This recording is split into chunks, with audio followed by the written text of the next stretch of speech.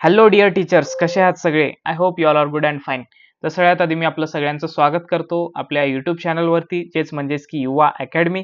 तर basically teachers, आपण या चॅनलवरती आज आपल्या व्हिडिओमध्ये आपण डिस्कस करणार आहोत the syllabus of your subject science, जे की आपलं पेपर 2चं जे सायन्स सब्जेक्ट असतो त्याचा आपण सिलेबस डिस्कस करणार आहोत. बघा, पेपर 1 आणि पेपर 2 मध्ये फरक असतो, हे बेसिक गोष्टी आपल्याला माहीतच असतील. टीईटी एक्झाम, सगळ्यात आधी तर टीईटी एक्झाम काय असते, आपलं हे टीचर्स इलिजिबिलिटी टेस्ट आहे, जे की आपलं पेपर 1 आणि पेपर 2 हे दोन पेपर्स मध्ये होत असते. ठीक आहे, पेपर 1 अँड बेसिकली पेपर 2. हे पेपर 1 बेसिकली असतो पहिली ते from first standard to basically 5th standard साठी. ठीक आहे, पहिली ते 5वी साठी हा पेपर 1 असतो आणि पेपर 2 आपला असतो बेसिकली फ्रॉम 6 to 8. ठीक आहे, तर बेसिकली आजच्या या व्हिडिओमध्ये आपण डिस्कस करणार आहोत basically about the paper 2 subject science. आपल्याला या व्हिडिओमध्ये सायन्स या विषयाचं बेसिकली सिलेबस आपल्याला डिस्कस करायचं आहे. ठीक आहे, आणि त्याचसोबत आपल्याला रेग्युलरली डेली बेसिसवरती प्रॉपर सायन्सचे व्हिडिओज आपल्याला या चॅनलवरती भेटणार आहेत. तर सगळ्यांनी या चॅनलला सबस्क्राईब करा, बेल आयकॉन दाबा, जेणेकरून आपण जसं इथं व्हिडिओ टाकू तुम्हाला सगळ्यात पहिलं तुमच्या नोटिफिकेशन सेक्शनमध्ये तुम्हाला नोटिफिकेशन येईल बेसिकली. ठीक आहे, आणि बेसिकली आपल्या चॅनलवरती आपण बेस्ट असं content related to subject science म्हणा, सीडीपी म्हणा, जसं पॉसिबल झालं आपण जास्तीत जास्त कंटेंट इथं प्रोव्हाइड करणार आहोत. प्रीमियम कंटेंट असेल. ठीक आहे, तर थोडंसं आपण स्ट्रॅटेजी समजून घेऊ की कसं कसं आपल्याला पेपर आलेला असतो. तर त्याच्यामध्ये बघा, आपलं जर सायन्सचं जर म्हणलं, थोडीशी बेसिक स्ट्रॅटेजी तुम्हाला सांगतो अगोदर. आपल्याला टोटल कंटेंट जर आपण म्हणलं, ठीक आहे, टोटल कंटेंट म्हणजे काय, आपलं सिलेबस हे जर आपण म्हणलं, तर बा आपल्याला टीईटी मध्ये कुठंच असं सांगितलेलं नाही की तुम्हाला हे सिलेबस येणार आहे म्हणून, म्हणजे पर्टिक्युलर हे टॉपिक येईल, ते टॉपिक येईल, असं आपल्याला ऑफिशियली सांगितलेलं नाही. ठीक आहे, तर आपल्याला काय एवढं माहित आहे की सायन्स या विषयाचं फ्रॉम 6 स्टँडर्ड टू बेसिकली 8 स्टँडर्डच्या टेक्स्टबुक मधून, जे की आपलं महाराष्ट्र स्टेटचं टेक्स्टबुक असतो, त्याच्यातून बेसिकली आपल्याला बेसिकली काय होईल ते प्रश्न पडतील.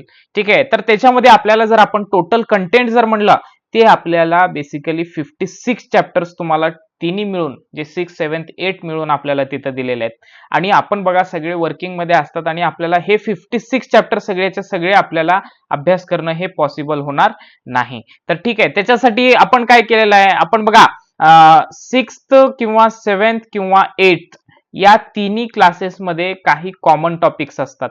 ठीक आहे, जसं फॉर एक्झाम्पल सेल टॉपिक हा बेसिकली तुमचं 7th मध्ये पण आलेला आहे आणि 8th मध्ये पण आलेला आहे. तर आपण काय केलं की याच्यामधले काही बेसिक गोष्टी जे इम्पॉर्टंट असतात ते 7th मधले घेतलेत आणि 8th मधले, आणि दोन्हीला कंबाईन करून आपण काय केलेलं आहे ते सिलेबस डिझाईन केलेला आहे. ठीक आहे, म्हणजे व्हिडिओज डिझाईन केलेले आहेत. ठीक आहे, तर आपण ते सगळे व्हिडिओज आपल्या युट्यूब चॅनलवरती डेली लेक्चर्स होतील, आणि जसं जसं डेज निघून जातील तसं आपण तिथं बेसिकली व्हिडिओज अपलोड करणार आहोत. ठीक आहे, तर तुम्ही या चॅनलला सबस्क्राईब करा. तर अजून जर दुसऱ्या गोष्टीचा जर विचार केला, तर त्याच्यामध्ये आपण असं पण म्हणतो की आपल्या सायन्समध्ये किंवा दुसऱ्याही सब्जेक्टचं पण आपण सायन्सचं बोलू, तर ह्याच्यामध्ये आपल्याला बेसिकली जर आपण विचार केला, तर आपल्या पेपर 2 मध्ये सायन्समध्ये बेसिकली 30 क्वेश्चन्स असतात. हे सगळ्यांना माहीतच असेल, 1 मार्क इच. आणि त्याच्यामध्ये जर आपण विचार केलं, तर बेसिकली आपल्याला या 30 क्वेश्चन्स पैकी एक 20 ते 25 क्वेश्चन्स आपल्याला हे सिलेबस वरती असतात. कशावरती म्हणलं आपण, सिलेबस किंवा कंटेंट म्हणतो मी, चॅप्टर, जे चॅप्टर्स आपल्याला आहेत त्याच्यावरती आपल्याला 20-25 क्वेश्चन्स असतात. आणि 5 क्वेश्चन्स, ठीक आहे, 5 to 10 बेसिकली क्वेश्चन्स हे पॅडॅगॉजीचे असतात. कशाचे म्हणलं आपण, पॅडॅगॉजी.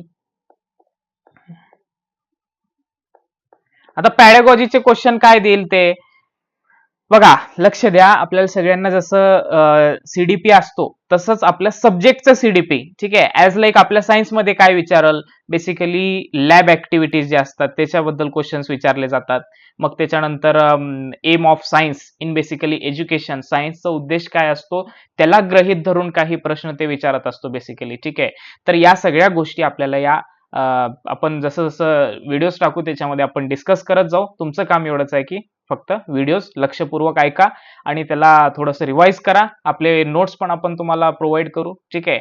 आणि त्याच्या बाहेरचा प्रश्न तुम्हाला जास्ती करून तर पडणार नाही, ठीक आहे. तर बघा, लक्ष द्या, आता पुढे जाऊ आपण, सिलेबसकडे जाऊ आपण, ठीक आहे. तर त्याच्यानंतर सगळ्यात पहिलं आपण म्हणलं ऍसिड, बेस अँड साल्ट्स. आता मी टॉपिक वाईज दिलेले आहेत आणि इथं पुढे त्याचे क्लासेस दिलेले आहेत की कोणत्या क्लासमध्ये ते टॉपिक आहेत.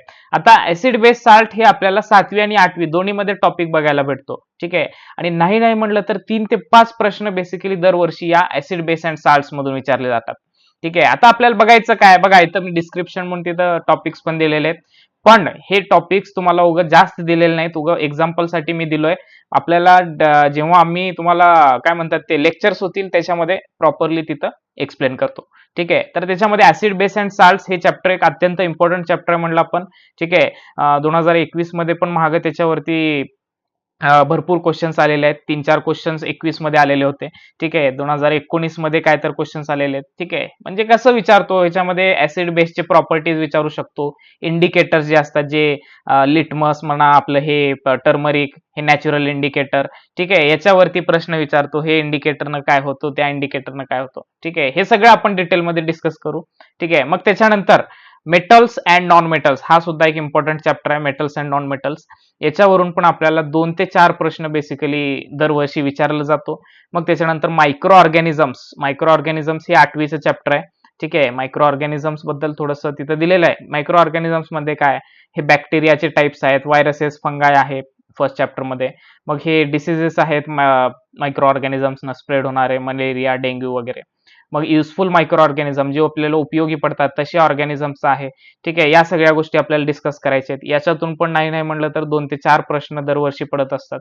मग त्याच्यानंतर फिजिकल अँड केमिकल चेंजेस म्हणजे काय, बघा आता काही आपल्या नेचरमध्ये भरपूर काही चेंजेस होत असतात, जे की जसं की रस्टिंग असतो, गंज लागणे वगैरे, आपल्या बॉडीमध्ये डायजेशन म्हणा, ठीक आहे. तर या सगळ्याला आपल्याला बघायचं आहे. मग हे फिजिकल आणि केमिकल चेंजेस हे सुद्धा आपल्याला 2 ते 3 मार्कासाठी बेसिकली विचारले जातात. मग त्याच्यानंतर एक अत्यंत इम्पॉर्टंट टॉपिक आहे, तेच म्हणजेच की आपलं सेल स्ट्रक्चर. आता सेल स्ट्रक्चर 7वी मध्ये पण आहे आणि 8वी मध्ये पण आहे, पण ते आपण बेसिकली 8वीचा चॅप्टर. आणि दुसरी एक गोष्ट अजून एक इम्पॉर्टंट सांगतो की आपल्याला बेसिकली या टीईटीचं मी जे पॅटर्न बघितलं, जे मागल्या वर्षीचे पेपर्स बघितले, त्यातून मला एवढं कळालं की नियर अबाउट 60% सिलेबस हे बेसिकली 8th स्टँडर्डच्या टेक्स्टबुकनं येतो. कोणत्या स्टँडर्डच्या म्हणलं आपण, 8th स्टँडर्डच्या, ठीक आहे. तर आपण जास्त भर 8वी वरती देऊ. तर मी हे सेल चॅप्टर हे 8वीचं घेतलेलं आहे. त्याच्यामध्ये मी बाकीचे पण बेसिक गोष्टी टाकतो, असं नाही की ते त्याच्यामधले 7वी मध्ये वगैरे बेसिक आलं तर ते टाकणार नाही म्हणून.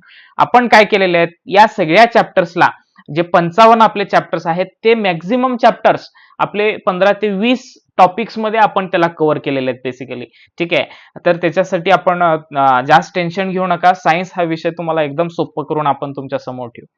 मग त्याच्यानंतर सेल स्ट्रक्चर बद्दल पण 1 ते 3 प्रश्न आपल्याला पडतात. मग फोर्स अँड प्रेशर फिजिक्सचा टॉपिक आहे, याच्यातून पण 8वीचा टॉपिक आहे हा. 1 ते 3 प्रश्न इथून पडतात आपल्याला. मग त्याच्यानंतर लाईट आहे, लाईट कन्सेप्ट म्हणून पण बेसिकली 1 ते 3 प्रश्न पडत असतात, ठीक आहे. मग त्याच्यानंतर कंट्रोल कोऑर्डिनेशन हा एक इंटरनल टॉपिक आहे. त्याच्यामध्ये नर्वस सिस्टीम वगैरे दिलेलं आहे आपल्याला, ठीक आहे. यातून पण 1-2 प्रश्न येतात, ठीक आहे. मग त्याच्यानंतर न्यूट्रिशन इन प्लांट्स ॲनिमल्स हे वेगळे वेगळे चॅप्टर्स आहेत. आपण एकत्र करून त्याला डिस्कस करू एका व्हिडिओमध्ये. या चॅप्टरवरून पण बेसिकली आपल्याला 1 ते 3 प्रश्न तिथं दिसून येतात. मग मॅटर आहे, मॅटरवरून पण आपल्याला बेसिकली क्वेश्चन्स येतात. 1-2 प्रश्न तिथून पण येतात आपल्याला, जास्ती पण येऊ शकतात. मग हे फॉरेस्ट वाईल्ड लाईफ कन्झर्वेशन असं म्हणा, हे 1-2 प्रश्नाचे आहेत. ही इलेक्ट्रिसिटी यातून पण 2-3 प्रश्न येतात. मोशन टाइम यातून पण 1-2 प्रश्न येतात बेसिकली, ठीक आहे. 6वी-7वी चॅप्टर आहे. इन्व्हायरमेंटल मॅनेजमेंट, ठीक आहे. एन्व्हायरमेंटल स्टडीज जे आपण म्हणतो, त्यातून पण 1-2-3 प्रश्न येऊ शकतात. मग आपल्या बॉडीमधले वेगळे वेगळे सिस्टीम्स, ठीक आहे. यातून पण आपल्याला 2 ते 3 प्रश्न बेसिकली बघायला भेटतात, ठीक आहे. आपल्या बॉडीमध्ये भरपूर सिस्टीम्स वर्क करतात, ते आपण व्हिडिओजमध्ये पाहू, ठीक आहे. तर असं करून आपलं बेसिकली सायन्सचा सिलेबस एक अझम्पशन म्हणून आपण हे काढलेलं आहे, जे मागल्या ज्या एक्झाम झालेल्या आहेत त्याचं ट्रेंड बघून आपण हे सिलेबस काय केलेलं आहे ते बेसिकली डिझाईन केलेलं आहे. ठीक आहे. तर त्याच्यामध्ये तुम्ही काही काळजी करू नका आणि आपण जसं जसं टॉपिक घेऊ त्याच्यानंतर आपण प्रिव्हियस इयर एमसीक्यूज पण डिस्कस करू आणि काही दिवसात आपण जे मागं झालेले पेपर्स आहेत ते पण आपण या चॅनलवरतीच बेसिकली डिस्कस करू. तर कोणाला काही डाऊट्स असतील तर तुम्ही कमेंट सेक्शनमध्ये विचारा. एक बेस्ट असं कंटेंट आपण फ्री ऑफ कॉस्ट आपण या चॅनलवरती प्रोव्हाइड करू.